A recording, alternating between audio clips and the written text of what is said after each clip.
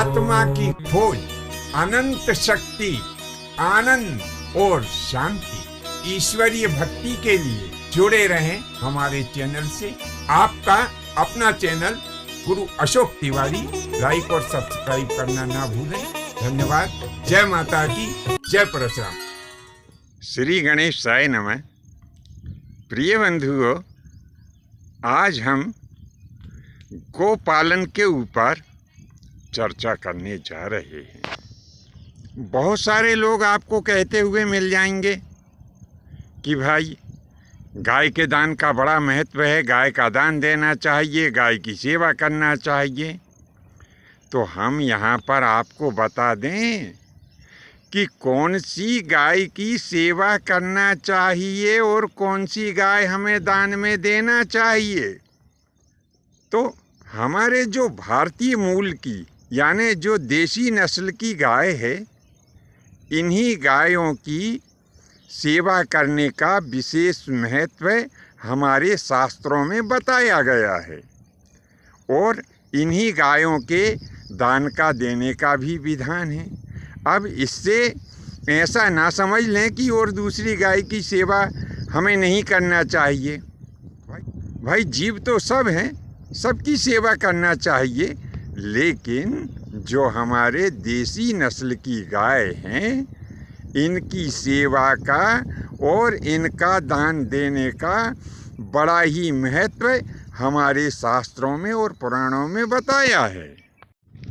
अब हम यहाँ पर एक बात और स्पष्ट कर देते हैं कि यहाँ पर हम जो चर्चा कर रहे हैं वह मात्र अपने देसी मूल की जो गाय है उनका ही महत्व बता रहे हैं और उनके ही दान के संबंध में हम चर्चा कर रहे हैं। हम यहाँ पर विदेशी मूल की या जो क्रॉस नस्ल की गाय होती है उनकी ना तो हम चर्चा कर रहे हैं और ना ही हम उनका महत्व बता रहे हैं।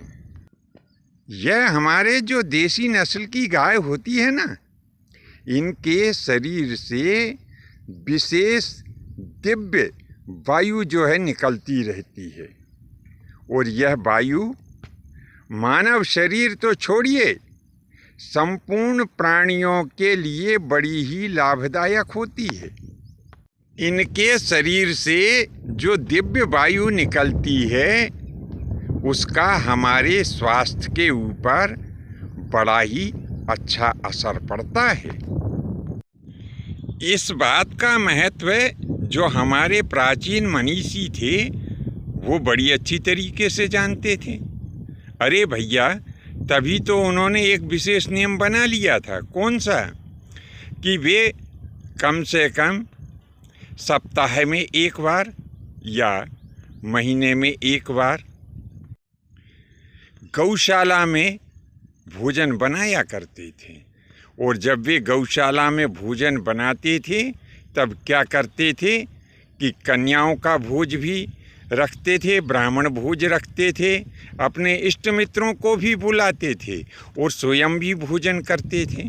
क्योंकि जो भोजन गौशाला में बनाया जाता है वहाँ पर गाय के शरीर से निकली हुई वह दिव्य वायु उस जगह में प्रवाहमान रहती है और उस वायु के स्पर्श मात्र से वह भोजन निरोग और पुष्टिवर्धक हो जाता है। इसीलिए हमारे प्राचीन मनीषी लोग समय समय पर गौशाला में भोजन बना करके और जीमते थे। अब ये जो गाय का मूत्र है ना, ये भी कम चमत्कारिक नहीं है।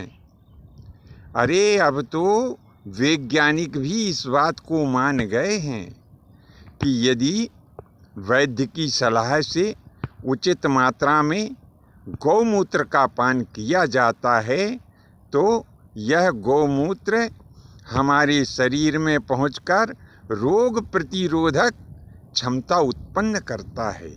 ऐसा है यह हमारी देसी गाय का गोमूत्र। अब हम थोड़ी सी चर्चा कर लेते हैं गाय के दूध की। तो गाय के दूध में भी ऐसे तत्व पाए जाते हैं कि जो मनुष्य या जो प्राणी गाय के दूध का पान करता है उसके शरीर की जो रोग प्रतिरोधक क्षमता है वह बढ़ जाती है। इसीलिए डॉक्टर लोग भी कैंसर जैसी घातक बीमारी में भी गाय के दूध को पीने की सलाह देते हैं। अब गाय के गोबर को ही ले लीजिए। अरे यह गोबर भी कम चमत्कारिक नहीं है। हमारे यहाँ पर माताएं बहनें पहले जो घर को लीपती थी तो वह गाय के गोबर से ही लीपा करती थी। क्यों?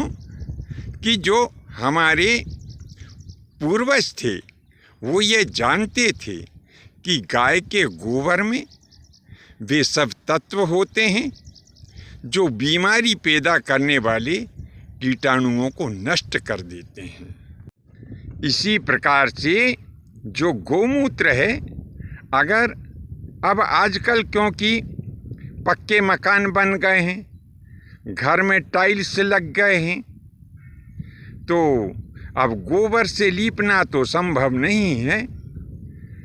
तो हम एक काम तो अवश्य कर सकते हैं। कौन सा? कि जब हम घर में पोंछा लगाएं तो उस जिस जल से हम पोंछा लगा रहे हैं उस जल में थोड़ा सा गोबर और गौमूत्र भी यदि हम मिला लेते हैं तो बहुत ही अच्छा रहता है। ऐसा करने से जो घर में बीमारी पैदा करने वाले विषाणु हैं वो विषाणु नष्ट हो जाते हैं।